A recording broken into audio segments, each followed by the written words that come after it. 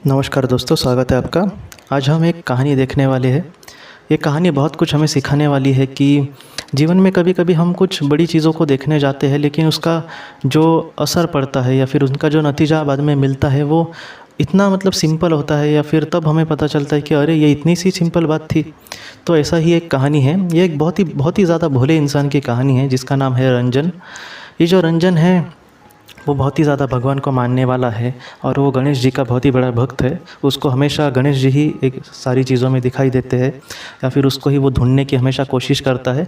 लेकिन ये इतना सीधा साधा है कि वो उसको नहीं लगता कि इस तरह से जीवन होता है या फिर उसको क्या चाहिए। तो इस वजह से वो यही सोचता था कि मुझे भगवान अगर मिल जाए तो कितना अच्छा होगा। तो उसने भगवान को बहुत ढूंढने की कोशिश की। उसने वो बहुत जो गणेश जी के बड़े बड़े मंदिर है वहाँ पर वो गया, या फिर उसको वहाँ पर उसने कहा कि मुझे आपकी ज़रूरत है, मुझे आपसे मिलना है। उसको कहीं ना कहीं दृष्टांत चाहिए था, या फिर उसकी इच्छा थी कि वो भगवान से मिले।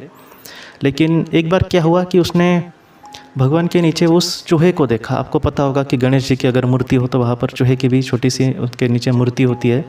तो उसने उसको देखा तो उसको ये लगा कि भगवान गणेश जी तो मुझे नहीं मिल सकते। और उसने भी, वो इतना भोला था कि उसने लोगों को भी देखा कि ऐसे भगवान गणेश जी जैसे कोई मिलता है क्या। चलो गणेश जी मुझे नहीं मिलेंगे डायरेक्टली, लेकिन कम से कम उनका जो चूहा है मैं उसमें ही गणेश जी को देखता हूँ और मैं उस चूहे की ही पूजा करता हूँ। तो वो इतना भोला था कि उसने 4-5 चूहे लेकर आया वो घर पे, और उनकी भी पूजा करने लगा। वो उनको पैर पड़ने लगा। वो इतना भोला था कि उसको उन सारी चीज़ों में भगवान ही दिखता था। तो उनको पैर पड़ने लगा। लेकिन क्या हुआ कि उनके घर के बाजू में एक घर था और उनकी एक बिल्ली थी। तो वो जब बिल्ली घर पे आई तो वो चूहे 1-2 दिन तो अच्छे थे वहाँ पर, लेकिन जब बिल्ली आई तो वो वहाँ से भाग गए चूहे। तो ये सारी चीज़ें देखकर उस रंजन को ये लगा कि अरे बाप रे, मैं तो चूहे को भगवान समझता था, लेकिन बिल्ली ने उसको डरा दिया। अब भगवान तो किसी से नहीं डर सकते, ऐसा उसके मन में आया। भगवान तो सर्वशक्तिमान है, वो क्यों डरेंगे किसी से। और अगर चूहे बिल्ली से डरे हैं तो इसका मतलब बिल्ली उनसे बड़ा भगवान है, या फिर असल में भगवान बिल्ली ही है, चूहा शायद भगवान नहीं होगा। तो क्या करने लगा कि बिल्ली की ही पूजा करने लगा। उसने और भी एक बिल्ली लाई अपने लिए, वो तो उनके पड़ोसी की थी, और वो हमेशा बिल्ली की पूजा करता और सुबह उठकर उसको उसकी जितना हो सके देखभाल करता, उसको अच्छा वो खाना देता। एक से सारी चीज़ें हुई तो ठीक ठाक चलने लगे थे उसका। और उसको थोड़ा सा खुश भी था कि उसको कहीं ना कहीं उसके रूप में, उसके विचार से उसको कहीं ना कहीं भगवान मिला था उस बिल्ली को लेकर। वो बिल्ली को ही वैसे समझता था। एक दिन वो कुछ काम कर रहा था घर पे, और वो बिल्ली जो खाना था उस पर मुँह चाट रही थी, या फिर उस खाने में कुछ मुँह डालने जा रही थी। तभी उसकी बीवी ने देखा, तो बीवी ने ऐसे उसको कुछ मारा ठपक करके। तो वो बिल्ली वहाँ से भाग गई। तो ये सारी चीज़ें कुछ देखी तो रंजन ने, और उसको लगा कि इस कहानी में कुछ, या फिर इस बात में कुछ अलग लगा उसको, कि वो बिल्ली अगर भगवान है और वो कुछ करने जा रही है तो मेरी बीवी ने उसको रोका, शायद बिल्ली भी भगवान नहीं है।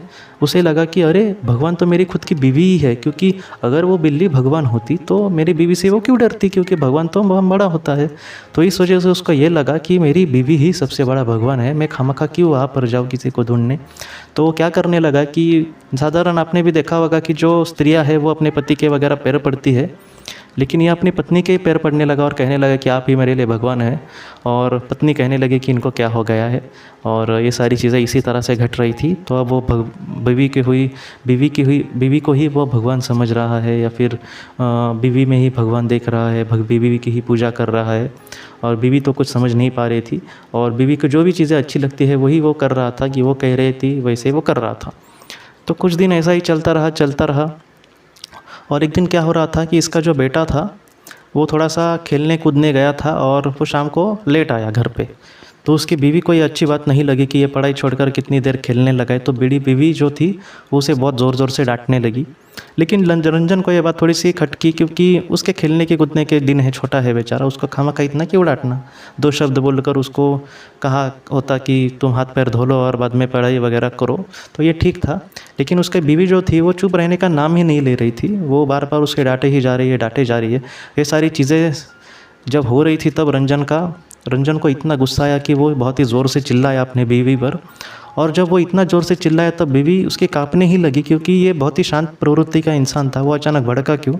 और आपने भी देखा होगा कि ऐसे जब लोग भड़कते हैं तो घर वाले इतने चुप हो जाते हैं, क्योंकि कभी कभी मैंने भी ऐसी चीज़ें देखी है। तो इसलिए क्या होता है कि वो थर-थर काँपते अंदर चली गई, क्योंकि अब तो भड़के ही है, इनका हाथ वगैरह ना उड़ जाए, क्योंकि इतना वो इनको शायद बुरा लगा होगा वगैरह।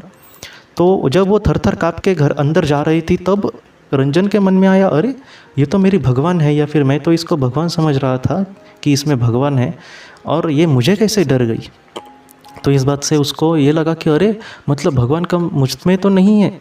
तो इस तरह से उसने सोचा कि अरे! भगवान को मैं ढूँढने जा रहा था, लेकिन भगवान तो शायद मुझ में ही है। तो इसके बाद रंजन को ऐसा एहसास हुआ कि उसने भी अपनी ज़िंदगी में कितने अच्छे काम किए। गाँव में उसको कोई भी बुरा नहीं कह रहा था, या फिर अपने हिसाब से वो अपने जीवन में किसी को मदद करने लगे तो मदद करने उसको पॉसिबल हो तो ज़रूर मदद करता था। वो जहाँ पर काम करता था वहाँ पर भी लोगों को मदद करता था। वो जहाँ पर काम करता था तब बहुत ही जो कचरा निकालने वाले भी लोग होते तो उनसे भी बहुत प्यार से बात करता था। तो उसको यही लगा कि शायद ये जो मेरे कर्म है, या फिर आज मुझे जो गाँव वाले सम्मान देते हैं, भगवान तो उसमें ही है। मैं खामखा उस भगवान को यहाँ वहाँ ढूंढ रहा था। जो भी गणेश की मूर्ति है, या फिर जो भी उनको जो अच्छे कर्म है, वो हमारे अंदर ही है। हमें बहुत बार ऐसा लगता है कि भगवान कहीं और है, लेकिन भगवान हमारे अंदर है। हमारे अंदर से जो भी अच्छी प्रेरणा मिलती है, या फिर हमारे अंदर से आता है कि मैं किसी की मदद करूँ, मैं किसी के साथ बहुत ही अच्छे से बात करूँ, या फिर किसी की हेल्प करने की कोशिश करूँ। हाँ, उसकी मैं हेल्प नहीं कर सकता, लेकिन कुछ ना कुछ उसके लिए तो करूँ। तो ये सारी जो अच्छी प्रेरणा मिलती है, वो कहीं ना कहीं हमारे अंदर का भगवान ही निर्माण करता है। तो ये सारे जवाब मिले रंजन को, और ये सारे जवाब मुझे भी लगता है कि हम सबको मिलने बहुत ही महत्वपूर्ण है, क्योंकि आजकल हम जब देखते हैं कि हमें कहीं ना कहीं दूर भगवान देखने की ज़रूरत पड़ती है, या फिर वो वहाँ पर है, मैं वहाँ पर जाऊँगा, इतना किलोमीटर है वो, मैं बाद में मुझे 2 दिन जाकर आने के लिए लगेंगे, और लाइन में खड़ा होना पड़ेगा। तो इस तरह से हमें भगवान की ज़रूरत पड़ती है। लेकिन जब रंजन जैसे लोग हमें ये सिखाते हैं कि भगवान है, कहीं ना कहीं है, लेकिन वो सबसे पहले अगर कहीं है तो हमारे अंदर है। उस अंदर के भगवान को हमें दोस्तों समझना होगा, और उस तरह से हमें अपने आगे का रास्ता चुनना होगा, और उस तरह से हमें अपने जीवन में मोक्ष को प्राप्त करना होगा। यही ज़िंदगी है। तो आज की ये कहानी इतनी ही है। अब मैं आपसे विदा लेता हूँ दोस्तों। आज की इस कहानी को लेकर अगर आपके कोई भी सवाल हो तो आप ज़रूर पूछें, मैं जितना हो सके आपको उसका जवाब देने की कोशिश करूँगा। हम अपने अगले वीडियो में मिलते हैं। आप अपने परिवार का ख्याल रखना। आपका बहुत बहुत शुक्रिया। ज़िंदगी की रोशनी ये संस्था ऐसे लोगों के लिए काम करती है जिन्होंने किसी अपने को खोया है, या फिर जो लोग अपनी ज़िंदगी में बहुत ही ज़्यादा दुखी है। जो लोग इस संस्था से जुड़ते हैं उनको तकरीबन 50 किताबें भेजी जाएगी उनके व्हाट्सएप पर या फिर ईमेल पर। ये किताबें आत्मलोक या फिर मौत के बाद हमारे साथ क्या होता है, इन सारी चीज़ों की आपको पूरी तरह से जानकारी देगी। और इसके साथ साथ आपको एक पास्ट लाइफ रिग्रेशन थेरेपी की ऑडियो भी भेजी जाएगी। इस ऑडियो की मदद से आप घर बैठे अपनी पास्ट लाइफ रिग्रेशन करने की कोशिश कर सकते हो। बहुत लोग पास्ट लाइफ रिग्रेशन थेरेपिस्ट के पास किसी कारण के वश नहीं जा सकते, तो ऐसे लोगों के लिए मदद के लिए ये ऑडियो तैयार की गई है। तो आप ज़रूर इस संस्था से जुड़े। इस संस्था से जुड़ने के लिए सामने जो व्हाट्सएप का नंबर दिया है, आप कृपया उस पर संपर्क करें। आपका बहुत बहुत शुक्रिया।